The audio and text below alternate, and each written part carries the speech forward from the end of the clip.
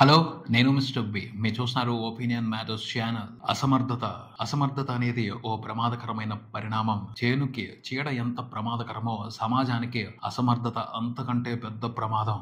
అసమర్థత మూలంగా వ్యవస్థలు నిర్వీర్యం అయిపోతాయి. అన్యాయానికి ఇమేజ్ పెరుగుద్ది, మోసం హీరో అవుతుంది, దౌర్జన్యానికి పవర్ వస్తుంది, అక్రమం రాజ్యం ఏలుతుంది. ఇలాంటి చాలా దుష్పరిణామాలు జరుగుతాయి. అంత నష్టం ఉంది సొసైటీకి అసమర్థత అన్న చిన్న లోపం కారణంగా. సో అంత ప్రమాదకరమైన అసమర్థతని అస్సలు క్షమించకూడదు. రవ్వంత అవకాశం దొరికితే చాలు అసమర్థత రెచ్చిపోతుంది. సో దానికి పిసిరంత కూడా అవకాశం ఇవ్వకుండా తొక్కి పారేయాలి. అసమర్థతకి తిరుగులేని మందు సమర్థత, సమర్థవంతమైన నాయకత్వం. ఎటువంటి అనుమానాలు అవసరం లేదు. సమర్థవంతమైన నాయకుడే అసమర్థతకి అసలైన మొగుడు. సమర్థవంతమైన నాయకుడు తన వెనుకున్న నలుగురిని మార్చగలడు, తన మీద నమ్మకం పెట్టిన ఒక ఊరిని మార్చగలడు, తననే నమ్ముకున్న మొత్తం సమాజాన్ని మార్చగలడు.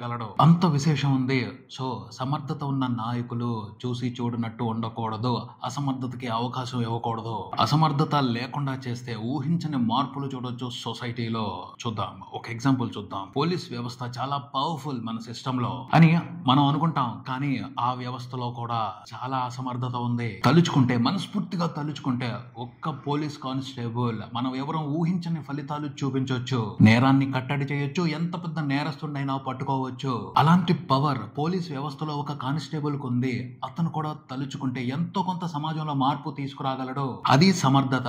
అసమర్థత ఏంటంటే అక్కడ నాకెందుకులే, నాకంటే సీనియర్ ఉన్నారు, ఆయన ఎక్కువ జీతం తీసుకుంటున్నాడు, ఆయనకి ఎక్కువ కేడర్, నేను కామ్గా ఉంటాను, ఆయన చెప్పింది చేస్తాను అని ఆగిపోతారు. చూడండి, ఇదే అసమర్థత. ఇక్కడి నుంచే నిర్లక్ష్యం మొదలవుద్ది. ఇలాంటి అసమర్థత ఒక్క కానిస్టేబుల్ లోనే కాదు, అందరిలోనూ ఉంటది. హై కేడర్ లో ఉన్న ఆఫీసర్స్ లోనూ ఉంటది. ఎస్పీ అని కాదు, కమిషనర్ అని కాదు, డీజీపీ అని కాదు, అందరిలోనూ ఈ అసమర్థత ఉంటది. నాకెందుకు, కళ్ళు మూసుకుని వెళ్ళిపోతే నాకు రావాల్సిన జీతం నాకు వస్తుంది కదా అనుకుంటే, అలాగే అనుకునే చాలా మంది వాళ్ళు చేయాల్సిన పనుల్ని సరిగ్గా చేయటం లేదు. ఇదే అసమర్థత. పవర్ ఉన్నా కూడా కొన్నిసార్లు ఏముందలే, చాలా సార్లే పోలీసులు కూడా చేతులు కట్టుకుని నిలబడాల్సి వస్తుంది. నిజంగా పోలీసులు తలుచుకుంటే ఛేదించలేని కేసు అంటూ ఉండదు, రాదు కూడాను. నిర్లక్ష్యం మూలంగానే, తెచ్చి పెట్టుకున్న అసమర్థత మూలంగానే చాలా కేసులు పెండింగ్ లో ఉండిపోతున్నాయి ప్రతి పోలీస్ స్టేషన్ లోనూ. ఒక్కోసారి పోలీసులు బీభత్సంగా సర్ప్రైజ్ చేస్తారు. ఎంత పెద్ద రిస్కీ కేసు అయినా దాన్ని వండర్ఫుల్ గా క్రాక్ చేస్తారు. కొన్నిసార్లు చూస్తాం వెరీ సింపుల్ కేస్, కానీ అది ఎప్పటికీ సాల్వ్ అవ్వదు. ఆధారాలు స్పష్టంగా కనిపిస్తానే ఉంటాయి, అయినా కూడా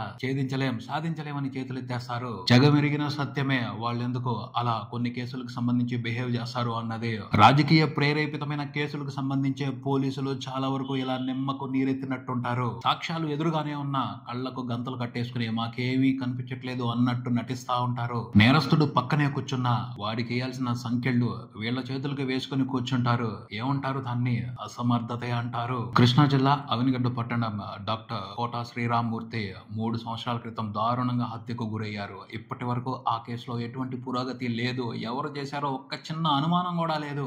ఏంటి అంటే పోలీసులకి ఒక్క క్లూ కూడా దొరకలేదు. సిఐడి ఎంక్వైరీ వేశారు. సిఐడి వాళ్ళు కూడా ఒక్క ఇంచు కూడా కేసుకు సంబంధించి ఇన్వెస్టిగేషన్ రాయలేదు. కానీ అవినిగడ్డలో ఉన్న జనం మొత్తానికి తెలుసు ఆ హత్య ఎవరి వల్ల జరిగిందో, ఎవరు చేయించారో. వైఎస్ వివేకానంద రెడ్డి హత్య కేసుని ఎలా అయితే మసిపూసి మారేడుకాయ చేయాలి అనుకున్నారో అదే మాదిరి ప్రయత్నం అక్కడ కూడా జరిగింది అని ప్రెస్ లో, పేపర్స్ లో రకరకాల కథలు వచ్చాయి. ఆ కథనాల గురించి పోలీసులు పట్టించుకోలేదు. పేపర్ వాళ్ళు ఇచ్చారు చాలా ఎవిడెన్స్ లో, వాటిని అసలు పరిశీలించే అవకాశం కూడా తీసుకోలేదు. అంటే అర్థం చేసుకోవచ్చు పొలిటికల్ గా ఎంత మ్యానిపులేట్ అయి ఉన్నారో అక్కడ పోలీసులు. ఇప్పుడు ప్రభుత్వం మారింది, కూటమి ప్రభుత్వం అధికారంలోకి వచ్చింది.